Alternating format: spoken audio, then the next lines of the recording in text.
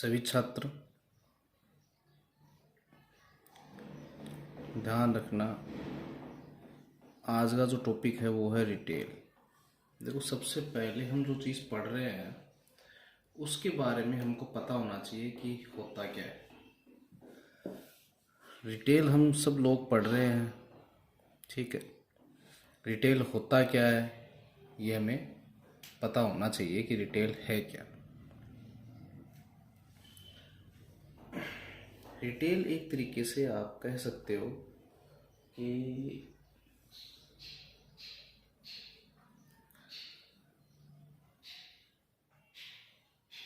आप अपने आसपास की जो दुकान से वो देखते हो, शॉप देखते हो, उस वो एक तरीके से क्या है, रिटेल है। इसमें हम तीन एक तीन परिभाषा देखेंगे। एक तो हम देखेंगे रिटेलर, एक हम पढ़ेंगे रिटेलर के अलावा परिभाषा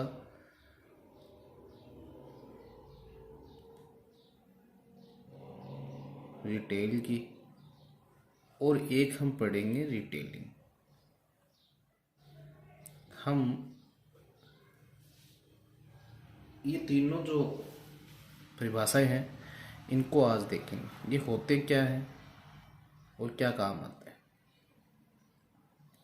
देखो, रिटेल का जो हिंदी में जो अनुवाद है वो होता है खुदरा।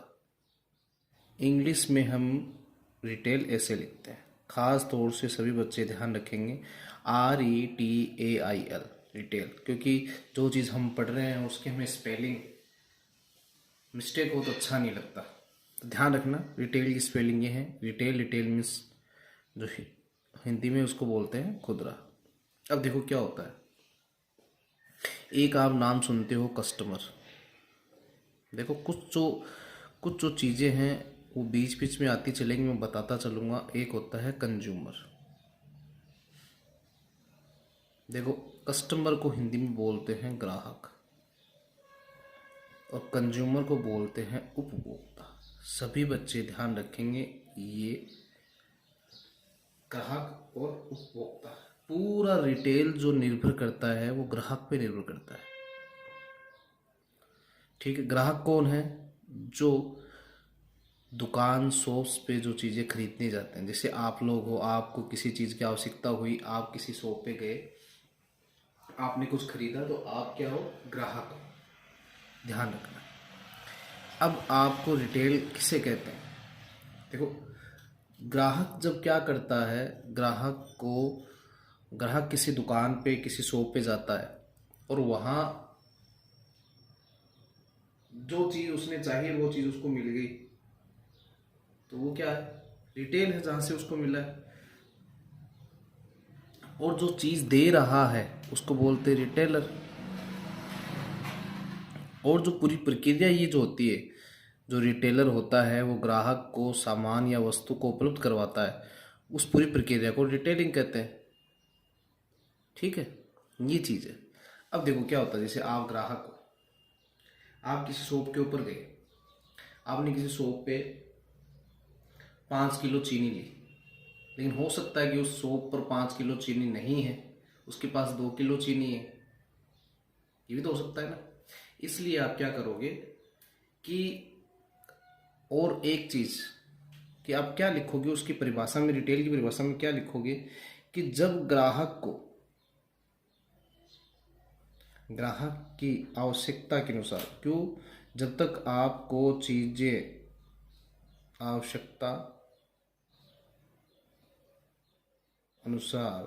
आवश्यकता के अनुसार, क्योंकि जब तक ग्राहक को कोई चीज़ आवश्यकता नहीं होगी तो वो दुकान पे जाएगा नहीं। आपको जब चीनी की आवश्यकता पड़ी तभी तो आप गए, वरना जाते ही नहीं। तो ग्राहक की आवश्यकता के अनुसार कम मात्रा में वस्तु को उपलब्ध करवाना क्या कहलाता है? रिटेल। और जो वस्तु दे रहा है वो है रिटेलर, और जो वस्तु की ये देने के लिए पूरी जो प्रक्रिया है उसको बोलते हैं रिटेल। ध्यान रखना। अब ये पूरी परिभाषा का मतलब समझना, ठीक। जब तक रिटेल आपको पता नहीं होगा तब तक आपको, हम जो बुक्स पढ़ रहे हैं उसके बारे में नहीं पढ़ा है, कोई भी पूछेगा तो क्या बुरा लगता है। सबसे पहले हमें पता होना चाहिए कि रिटेल होता क्या है। किसी भी दुकान, किसी भी शॉप पे जब ग्राहक जाता है तो उसको आवश्यकता पड़ती है तभी जाता है, और आवश्यकता तो उसको कितनी भी बढ़ सकती है, लेकिन ग्राहक जो रिटेलर होता है उसके पास जो चीज़ें जितनी है वही तो वो देगा। इसलिए मैंने यहाँ क्या लिखा है, कम मात्रा में लिखा है, कि वो जो चीज़ है वो कम मात्रा में उपलब्ध, जिसके पास जितनी चीज़ उसके पास उपलब्ध है वो चीज़ वो क्या करेगा, वस्तु को उपलब्ध करवा देगा। ठीक है, उसे क्या बोलते हैं रिटेल। आप आम भाषा में लिख सकते हो। आप किसी दुकान पे जाते हो, आप दुकान पे जाते हो, मैंने कहा आपके यहाँ ग्राहक और जो सामने वाला जो दुकानदार है उसको बोलते हैं इंग्लिश में रिटेलर। ये जो रिटेलर जो है इसको बोलते हैं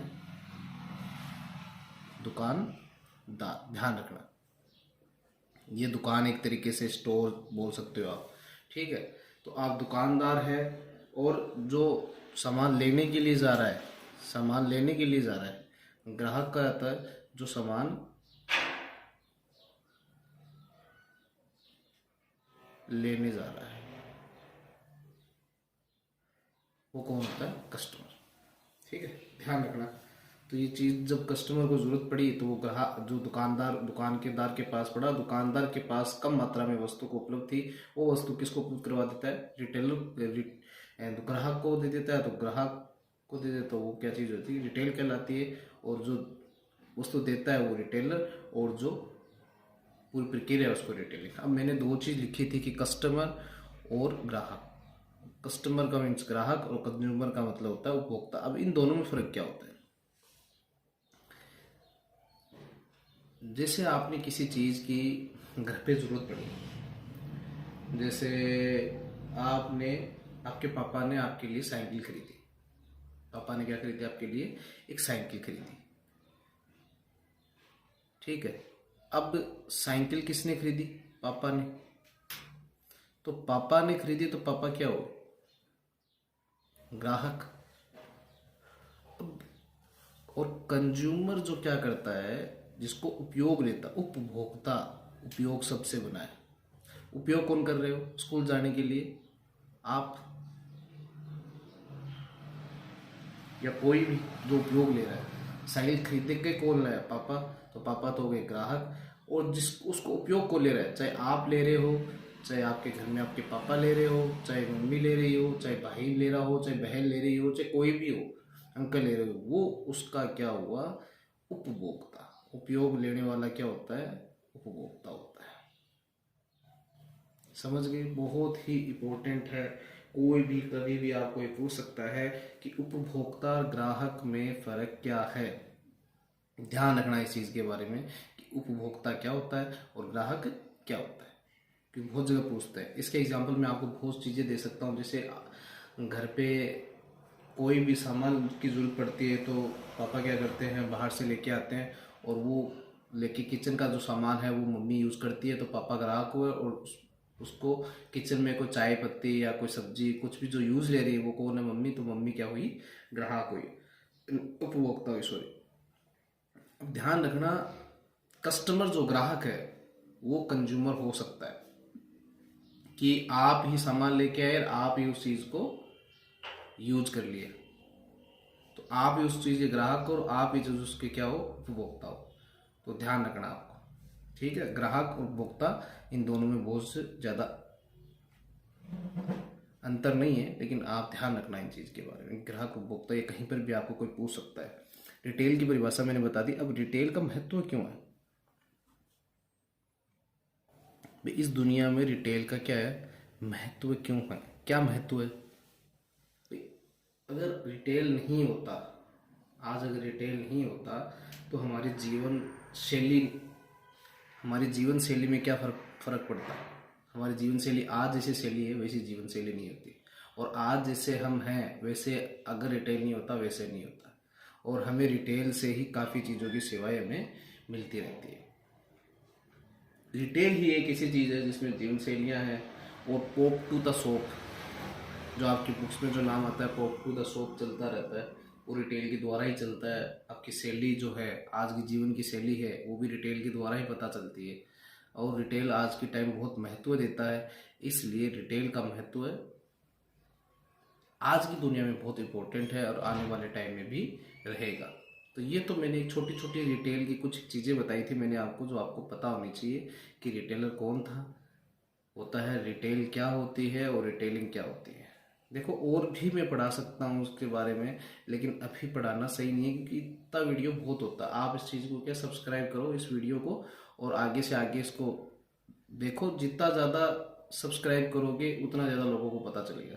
तो सभी बच्चे क्या करेंगे, इसको सब्सक्राइब करेंगे। अब हम पढ़ेंगे आगे रिटेल या शॉप, दुकान के प्रकार। रिटेल दुकान के हम क्या पढ़ेंगे, प्रकार पढ़ेंगे। ठीक है, रिटेल दुकान के प्रकार। तो आप सभी चीज़ ध्यान रखेंगे, रिटेल दुकान के प्रकार पढ़ेंगे हम, और उसके बाद पहले तो रिटेल दुकान के प्रकार पढ़ेंगे, फिर ग्राहक के प्रकार पढ़ेंगे। ग्राहक के प्रकार भी तो होते हैं, रिटेल के प्रकार भी होते हैं, ग्राहक के प्रकार भी होते हैं। तो ये अपन टॉपिक कल कंप्लीट करेंगे।